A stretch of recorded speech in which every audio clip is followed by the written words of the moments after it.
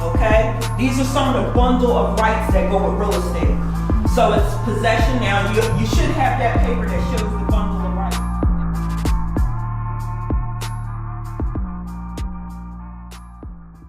Notice.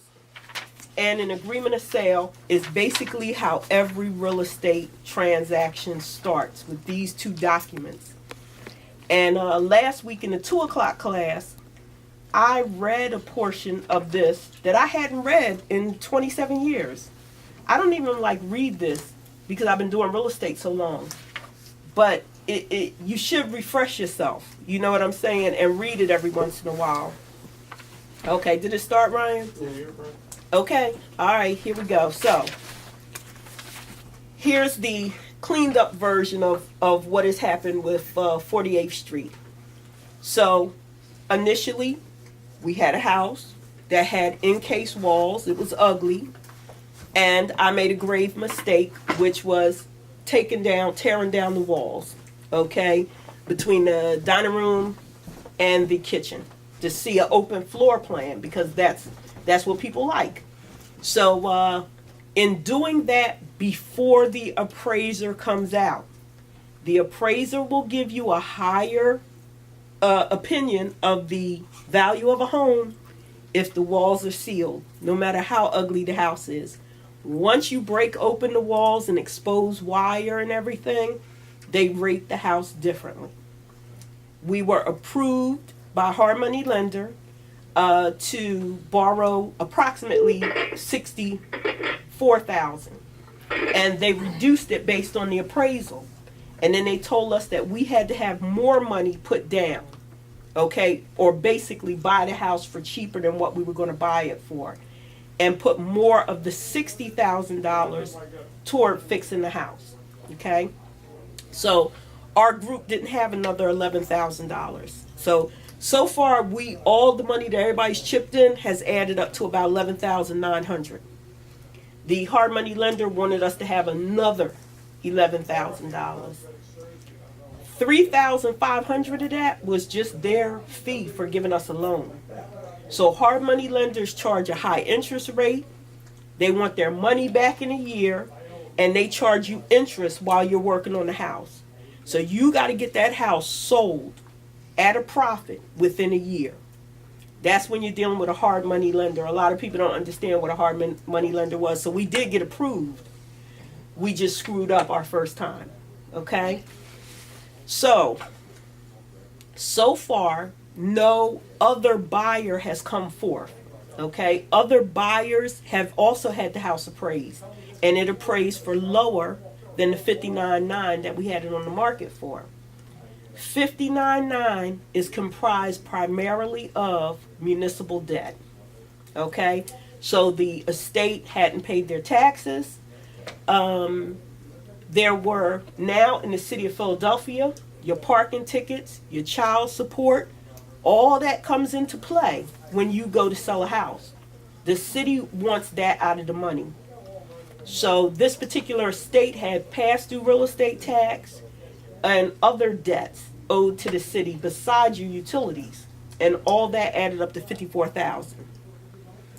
I was able to get one of the debts forgiven. Here's a tip. Any title clerk who looks back at the history of a house can see each and every one of us that ever been locked up or had a probation violation. That comes up in your court records, your city records. And so we were told that there was a $6,000 probation debt. Now this particular person died late in life.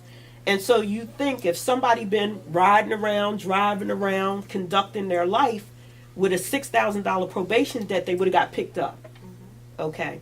So we did a little research. We found out the debt didn't exist. Even though the title clerk told us that it did, and that $6,000 would have came out and went somewhere. Okay. And then we found out it didn't exist. You always have to be careful in this atmosphere. What they say, trust but verify. Yeah, trust but verify. Because you could have a relative, let's say your brother lived in another state and tragically he passes away and he had a house and they call you and some title clerk is telling you, we're going to take $10,000 out because he owed. And you're like, well, I don't know. My brother did get locked up 5 or 10 years ago, but I don't know. And they know you don't know. Okay? And $10,000 could just be put to the side. So we got rid of a $6,000 debt because I went down City Hall and I tried to verify this particular debt. Last week, we went to tax court to ask for penalties and interest to be removed because the house is just too high. We can't pay $54,000 for a house that appraises at $40,000.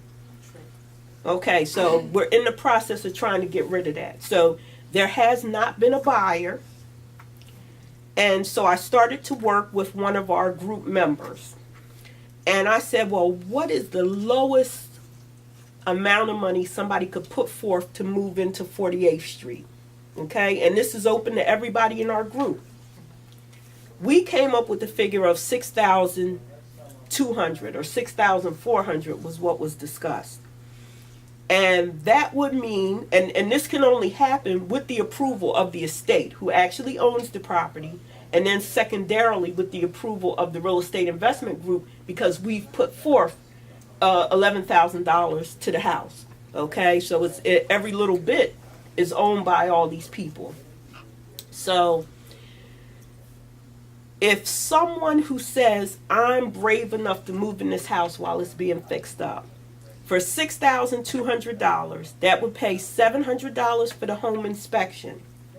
The home inspection would give us some direction as to how you're going to rehab the house. We can clearly see on the first floor, and I think our next class we might actually have at the property. You can clearly see on the first floor all the wires to the electric are new.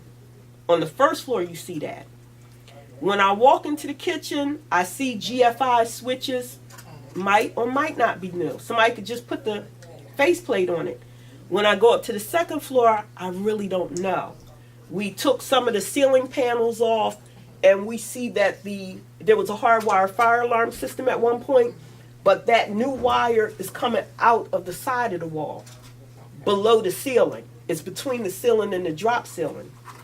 So we don't know if upstairs has new wiring. Home inspection will tell us that. Okay? You also want to have termite inspection. Make sure that there's no termite damage. Also, we found something real interesting, and I'm trying to have a professional contractor come out and give us a speech about it. It seems that this house was finished with regular gray concrete. Now, you've been in older homes, you usually see that white plaster that crumbles, and then the whiter plaster is on top. Well, this house has the whiter plaster on top. I should have bought a piece of it here. And then clumpy gray concrete. So when you look up at the ceiling, and you can see it in the pictures in the appraisal thing, the ceiling just looks a hot mess, even where it looks like it's the original ceiling, because this house was finished with gray concrete and a very butter thin coating of regular white plaster. So it's heavier. I broke off a piece from my house in Kensington, which is like probably 100 years old. This house is about 60 to 80 years old. So I want to research why this house was done with this gray plaster. The house also has gray bricks, not red bricks. So when we removed the wall, so I want to know why. What are these gray bricks? Was it like an old version of a cinder block? Yeah. Okay. So some interesting things with this house. So you need a home inspection. The debris from knocking down the walls, the old furniture, and then the garage, all the insulation from the garage fell down on the floor and swelled up. We were scared. We thought, did you hear about what was in the basement of the house?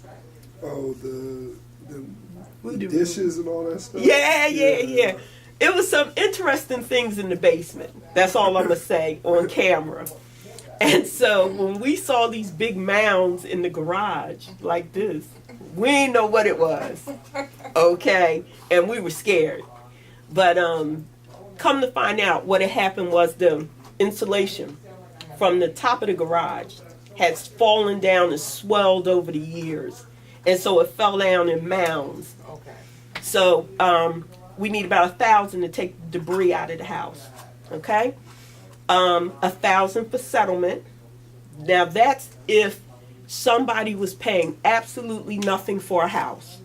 Okay, so to transfer a deed with no title insurance, because the LLC would be accepting the house with all the debt. So it's no need to get title insurance because we still owe. But you do have to keep track of paying off the debt because the next final buyer has to get clear title. Okay? Whenever you transfer a house, even if you're transferring it between family, get title insurance, do a correct settlement so that you get the house free and clear. All right? And I'll eventually do a class about what the title report and the title inspection and the title insurance, what that does. So $1,000 to go to settlement, and then our contractor Julio said he would get the front bedroom done to perfection. I'm not saying pointing that he's Julio. I'm talking about somebody else. Our contractor Julio said he could get the front bedroom done to perfection because we want the whole house to match. So I said to get this front bedroom done to perfection, he said it would take a week. He said $3,500, and he always gives us a good price. I mean, it's some contractors come in and tell you every room costs $10,000. Okay, but we got a estimate for this room, which was in pretty good shape.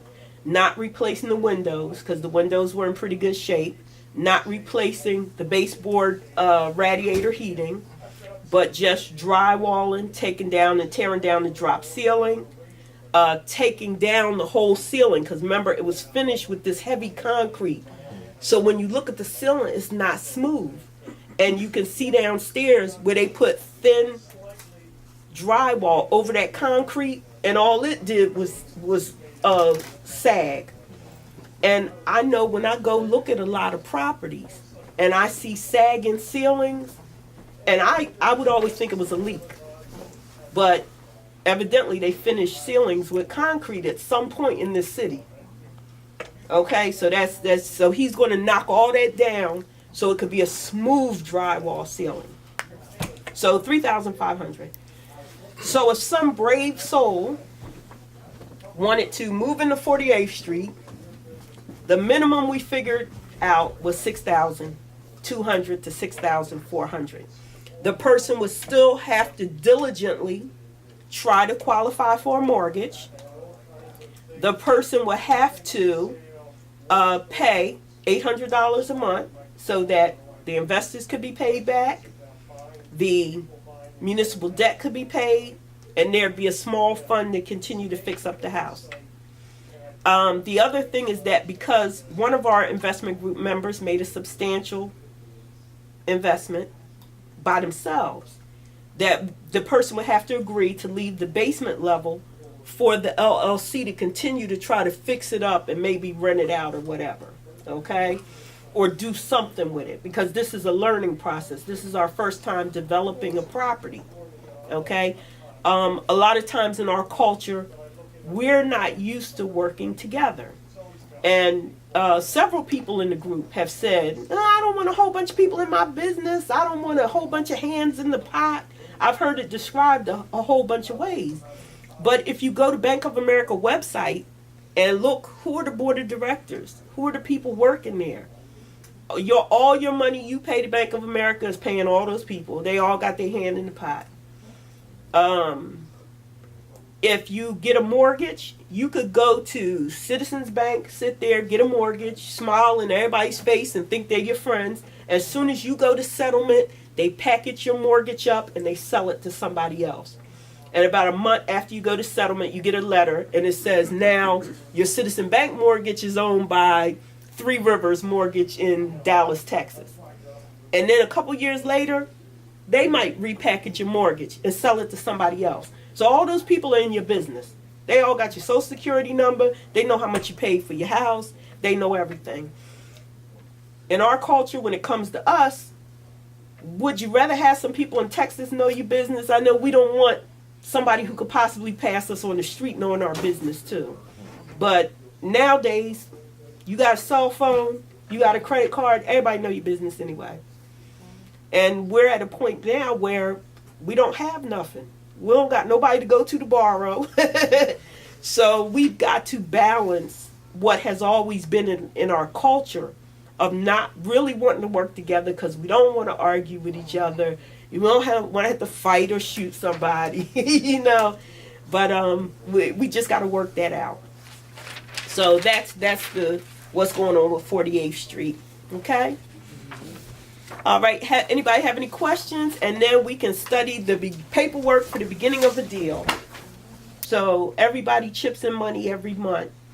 And we lend out $500 to $1,000. So we started with a susu. We're going on 4 years now. So that's where we started.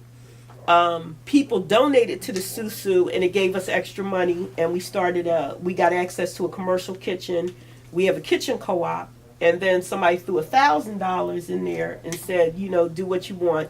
And it sort of spearheaded us with the real estate investing. And then this house came along. So we don't have a lot of money, but we got enough people now that we can pull together. And with this publicity I got, my son and I have another young man, they're trying to see if this teaching of real estate will also raise money, you know, so that we can do what we want to do, you know. Could I get to that investment group? Can you get in it? Yup, you in it now. You learning. You in it. Okay, all you gotta do is say what you want to do, and we try to do it.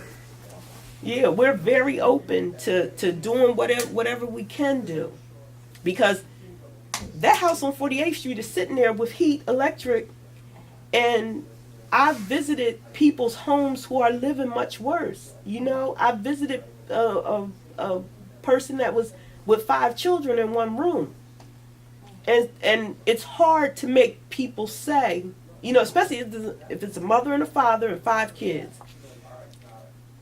Some people would rather wait till their name come up on Section 8 before they'll come with a shovel and pick up some construction debris and get a hot plate and a little refrigerator and make it in a room that could eventually be yours. You know what I'm saying? So it's going to take a little work to get something. But that house is sitting there empty. I done tried to get at least 5 people to get it. 5 people. Like, what I got to do to help you get this house? And it's sitting there empty. Had heat all winter. How many people you know don't have heat? But if you say it's some construction debris, they got to go there and get up. No, that's okay. I'll live without heat. Okay. All right. So, any other questions? Okay. So, getting back to our real estate education, it starts with the consumer notice. Okay? And I would suggest everybody read every bit of this notice. Okay? Whenever you go into a real estate office, before you expose any of your personal information, you should know where that realtor stands. Okay? Years ago, every realtor represented the seller. So we had something called the multiple listing service, and a homeowner would come into a real estate office and say, would you list my house? And the realtor would say yes. So the person walks in the DJCRE, they list their home. That's on Monday. On Tuesday, you come by because you want to buy a house. You come by into our office, and you come by. And we tell you about the houses we listed, and we tell you about listings that other realtors have. So Monday, somebody came in and listed with us houses in South Philly. We used to get a big book, looked like a telephone book. And you say, well, I want to live in West Philly. So I would look and I'd see what other realtors had listed. Okay? And you say, I'll look at South Philly and I'll look at Mount Airy. So I'd look and tell you the houses available in the MLS. Okay? And you're cool with South Philly. You actually like the house that we listed the other day. When you came into the office, everybody in here represents the seller. I represent the seller of the houses in West Philly. I represent the seller of the houses in South Philly and Winfield. And I represent the person who came in and listed the house that you like. So everything that I had to do had to be in their best interest. If you said, Miss Monica, I just got $100,000 my lawsuit settlement. I like this house that's in West Philly and it's listed for 70. I only want to pay 60 for it. But you already told me you got 100. You dig what I'm saying? And so I was sort of bound that if I took you to see that house that was listed for more and you wanted a discount, I already know you got enough money to get it. So people started to get frustrated, buyers especially, that you couldn't talk frankly to a realtor. So in order to clear that up in the state of Pennsylvania, and remember, every state has its own real estate rules, they came up with the consumer notice. And so they also gave realtors the opportunity to decide who they want to represent. So you would come into this office and I would explain to you what a seller's agent is. By default, we all used to represent the seller. Okay? Now they created buyer's agency. So you can walk in and say, I want you to help me find a house and I want you to represent my interests. You know, I got this money, but I only want to spend half because I want to get a car too. So I want the best deal on a house I could get, and I don't want to spend my whole $100,000. Cool, I got you. Everywhere I walk in, I'm gonna be like, she only got 50. Okay? Because I'm a buyer's agent. Okay? A dual agent is basically what I am in the real estate investment group. Everybody in the group, including the seller and everybody who's invested, knows that I'm sort of representing everybody. And so I can't favor anybody. I can't favor my children in getting a house. I can't favor myself in getting a house. I have to do everything what's called at an arm's length. I got to do what's best for everybody. I got to disclose everything. Just last week, someone in my Facebook group said, you're not going to get anywhere as a business person telling all your business. But I'm a realtor, so I got to disclose. I got to disclose everything. Because in us doing revolutionary things in our community, I'm walking a very tight rope.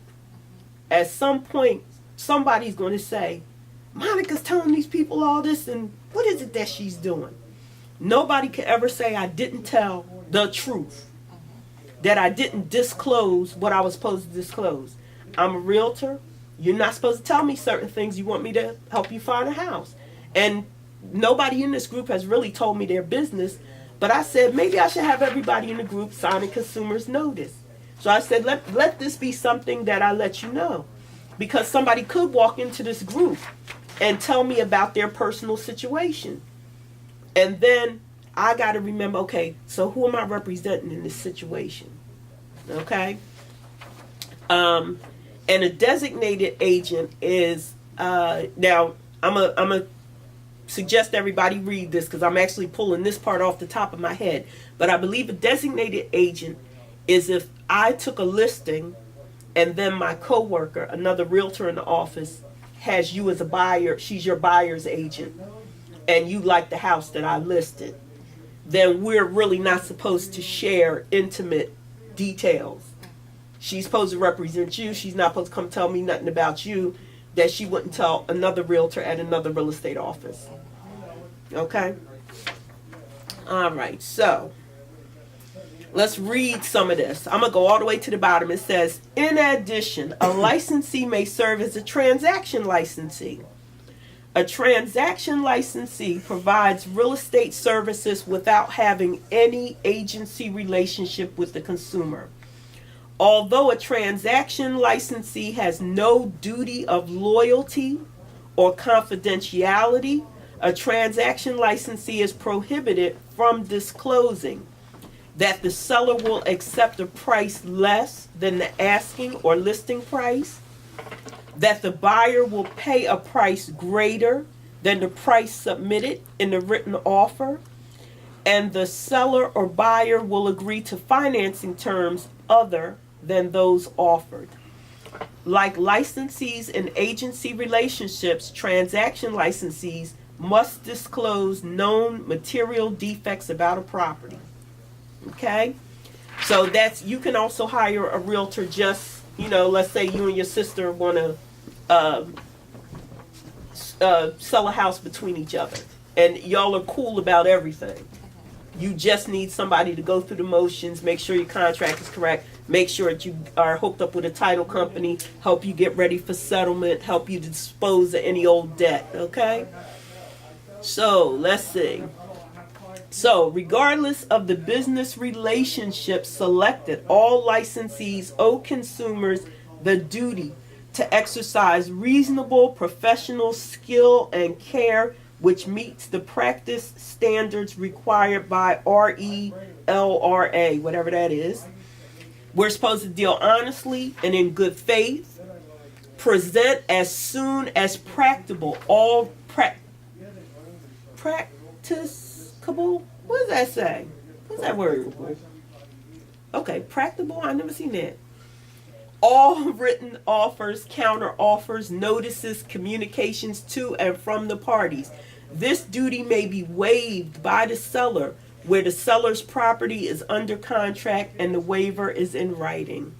We have to comply with all the real estate seller disclosure laws, account for escrow and deposit funds, disclose as soon as practicable all conflicts of interest and financial interest, provide assistance with document preparation and advise the consumer regarding compliance with laws pertaining to real estate transactions, advise the consumer to seek expert advice on matters about the transaction that are beyond the licensee's expertise. We are always supposed to tell people, consult with an attorney. Okay? A lot of times the consumer really wants to lean on the realtor. If somebody were to enter the deal with 48th Street, and I can always hear it way before the person might even be thinking it. One person who was considering said, when would they put a kitchen in? I don't know. We're an investment group. I don't know. Only $200 out your $800 a month is going toward fixing the house. How many 200s you need to put a kitchen in? I don't know. Okay? But the same person who wants to be an investor and wants to buy property and all that, all of a sudden will talk to a realtor like the realtor is the landlord. The realtor is not the landlord. So there's a certain amount of bravery that has to happen when you buy real estate, okay? Because sometimes there's not going to be an answer. Or people will bombard you with what if. Well, what if? What if the sheriff says he's not going to wait for this payment plan? Is the sheriff going to be at my door? I don't know. I don't know if the sheriff's going to be at your door. Talk to an attorney. Okay, so keep the consumer informed about the transaction and the tasks to be completed. Disclose financial interest in a service such as a financial, title transfer, preparation services, insurance, construction, repair, inspection at the time the service is recommended or the first time the licensee learns that the service will be used. So we're not supposed to give anybody the hookup. Okay? We're supposed to stay as neutral as possible. I said I was going to use this to discipline myself. And I look at that last box on page 1, and I've never read it. Okay? So I'm going to read it, just so we know what's there. Because I never read it before. I always skip over everything. I do the buyer to seller. I do the property. I do the buyer's relationship. I do the seller's relationship. But it says dual and or designated agency. A broker is a dual agent when a broker represents both buyer and seller in the same transaction. A licensee. Now, broker, that's like my broker, Fred Maselli. He's over me. He's responsible for everything I do and everything I say. All right? A licensee. I'm the licensee. Is a dual agent when the licensee represents buyer and seller in the same transaction. All of brokers' licensees, so everybody who works in this office under Fred, are also dual agents unless there are separate designated agents for the buyer and seller. If the same licensee is designated for buyer and seller, the licensee is a dual agent. By signing this agreement, buyer and seller each acknowledge having been previously informed of and consented to dual agency if applicable. So that's interesting. Okay. So I hadn't read that in a long time. Because the state of Pennsylvania wants you to be clear. Is somebody working in your best interest, or other agents telling your business about what's going on with your deal? When both, because some investors may come and just sit around and talk, and they can be privy to information. If I got your folder sitting here and you're a buyer and you're a regular seller or investor or landlord, and you sitting here and talk and you have some hummus and somebody's file is there. Okay, so page 2, it says, by this agreement, and it has the date. Seller hereby agrees to sell and convey to buyer who agrees to purchase the identified property, and it asks for the purchase price, which is supposed to be written in numerically and words, so nothing gets confused. So if it's $100,000, then you write out the word $100,000. All right. Usually there's an initial deposit. It's called an earnest money deposit, and this is where a lot of people get confused. A lot of times people get lawsuit settlements, and they think that the only thing between them and buying a house is having a deposit. And some people think you just pay off monthly to the owner until you own your house. That's not so. An earnest money deposit serves a bunch of purposes. It is money that can be kept by the seller if you default, but not necessarily, because you can have enough provisions in here that protect your deposit. It could be a deposit that's required by a mortgage company to make sure what they say, that you have enough skin in the game. So you want a $100,000 house, and your mortgage company might require that your deposit be $10,000, so that you own 10% of the house and they funded the other 90%. Okay? But an initial deposit in a regular real estate transaction, it could be as small as $500. It could be a couple $1,000s. At settlement, your mortgage company might want you to bring your $7,000 or $8,000 down payment. Okay, so down payment and deposit, I've been in real estate a long time. Sometimes I get them mixed up. So here you're putting an initial deposit, and the reason you put any money down is because a contract, something has to exchange. Okay, I'm forgetting, maybe one of y'all could do the research. The thing about, it's not a contract if if you don't give something for the contract, it's not a real contract. Consideration. So look up the word consideration in terms of a contract. So your deposit is consideration. Okay. You can request additional deposits due after an execution date. So after this contract is signed, you could ask that somebody put an additional deposit so you know that they're serious. And then the last line says the remaining the remaining funds at settlement. Okay, which means that you can't buy a house for a down payment or a deposit.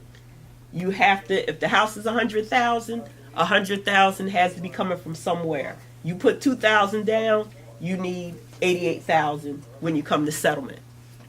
Be it whether the bank is bringing it as a mortgage or whatever, but on that day, all the money transpires on settlement. Okay? All right. All funds paid by buyer, including deposits, will be paid by check, cashier's check, or wired funds. All funds paid by buyer within 30 days of settlement, including funds paid at settlement, will be by cashier's check or wired funds, but not by personal check. Okay, so sometimes, for a deposit, we're not going to settlement for 60 days. You could bring in a personal check. But once you start getting close to 30 days of settlement, it got to be certified funds. Okay? Deposits, regardless of the form of payment, will be paid in U.S. dollars unless otherwise stated here. Now, it's to the broker for the seller. I recently had somebody say, "Oh no, I know I got a deal on my house. My mom's house that's sold for $200,000. They showed me a photocopy of a $5,000 deposit that they left with their attorney." Okay, and so that person felt it was a five. I said, "Well, if they default, how you gonna get that $5,000?" I got the name of the attorney. Okay, the money is supposed to be to the broker for the seller.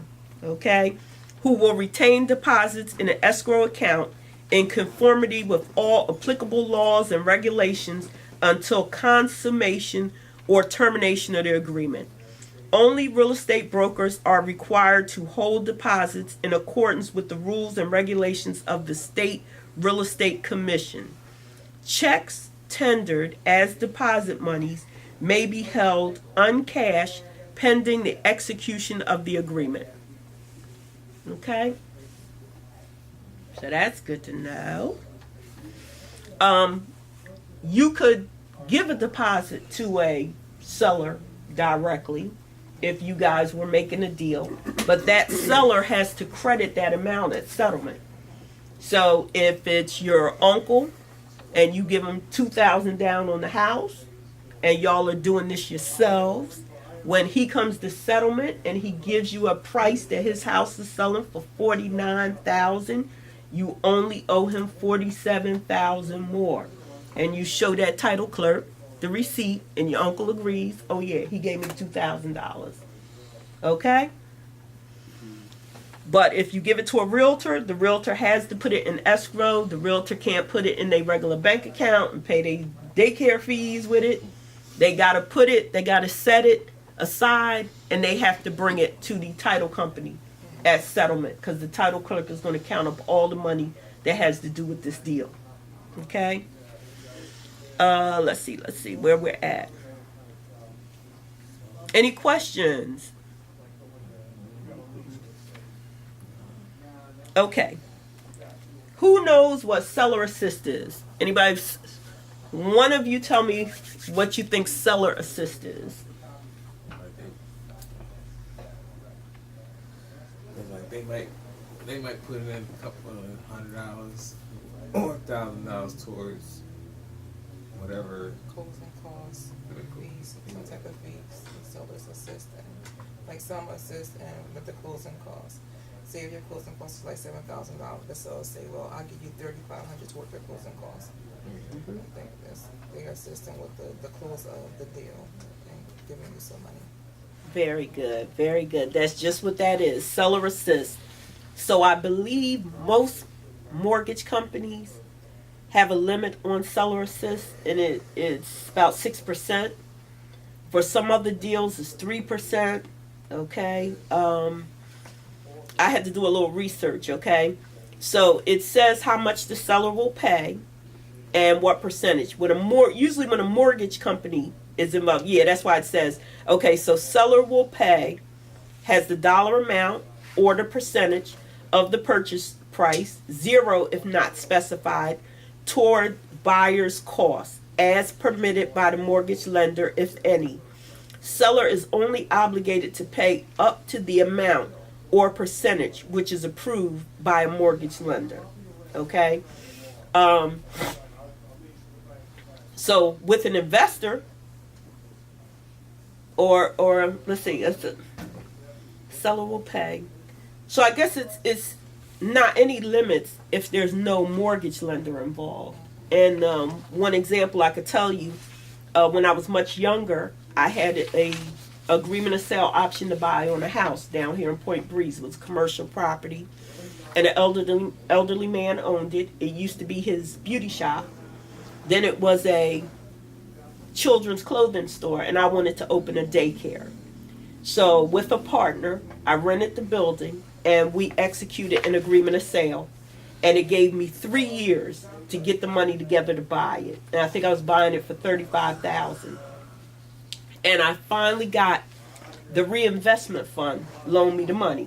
Okay, they loaned me the $35,000, and so he was really happy. He honored the agreement of sale, and we went to settlement. And I didn't know I was supposed to bring any money. I didn't know. I thought I was just gonna get the deed, and so he paid all the settlement costs out of the $35,000 proceeds. Okay, so he paid everything. Now let's see. Yeah, we'll go to the bottom of this page, and then because I don't want to put y'all to sleep, but it's because this is chock full of information. Yeah, you can pretty much, if you read an agreement of sale, you pretty much got all the knowledge most realtors have. Okay. All right, so settlement and possession. So you got to say what your settlement date is, or before. And usually here's what happens. If I told you we're going to settle March the 30th, and my mortgage lender gets everything ready March the 15th, I'm ready to move, the seller's ready to move, and everything's ready to go. That's why it says on or before. Okay? So we agreed to the 30th, but if we ready to rock and roll, we could do it before, but not after. Okay? Once you pass the settlement date, it's called you're out of contract. Somebody needs to redo everything, get everybody's signatures, get everybody to agree. We're going to wait because the mortgage lender had a problem, and we're going to extend it to April. Okay? Settlement will occur in the county where the property is located, or in an adjacent county during normal business hours, unless buyer and seller agree otherwise. So you could interpret that like, you could do it online. You could do it by wire. You know, sometimes if the seller of 48th Street, she's in Georgia, so she had to do a power of attorney. They wire her all the documents. She sends them back, signed, and settlement will take place in Philadelphia. Okay? At the time of settlement, the following will be prorated on a daily basis between buyer and seller, reimbursing where applicable current taxes, rents, interest on mortgage assumptions, condominium fees, homeowner association fees, water and sewer fees, together with any other lienable municipal service fees. All charges will be prorated for the period covered. Seller will pay up to and including the date of settlement. Buyer will pay for all days following settlement unless otherwise stated here. Okay? So what that means, you know where I see this come into play? And the most is when somebody sells a duplex, and the seller sells it. The seller had a tenant who'd been there 15 years when the apartment was just renting for $300 a month. And that person who had been there 15 years paid a security deposit. So they had $900 or $600 on deposit with the old owner. And when they go to settlement, That security deposit is supposed to transfer to the new owner. What happens a lot of times is the person moves out and the new owner says, I don't have your security deposit. So basically at settlement, everything, all debts related to the property, all money, all liens, everything gets divided and settled. Okay?